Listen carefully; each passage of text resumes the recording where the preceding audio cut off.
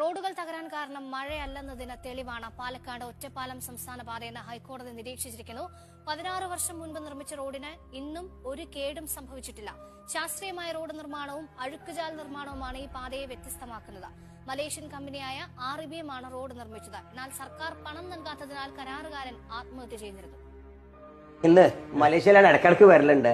നമ്മുടെ നാട്ടിലെ മരണപ്പെട്ടു പോയ ഒരാളുണ്ട്, അതും ആത്മഹത്യ ചെയ്തതാണ്. അദ്ദേഹത്തെ കാണാൻ വന്നതാണ്. നമുക്കത് അത്ഭുതമായല്ലേ? മരണപ്പെട്ടു, അത് 15 വർഷം മുമ്പ്, അല്ല മോനെ 15 വർഷം മുമ്പ് നാട്ടില് പാലക്കാട്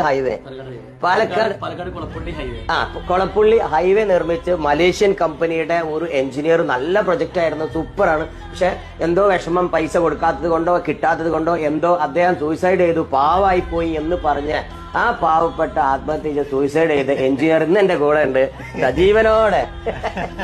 അത്ഭുതമാണ്. നിങ്ങൾ അവിടുന്ന് തിരിച്ചു പോന്നപ്പോ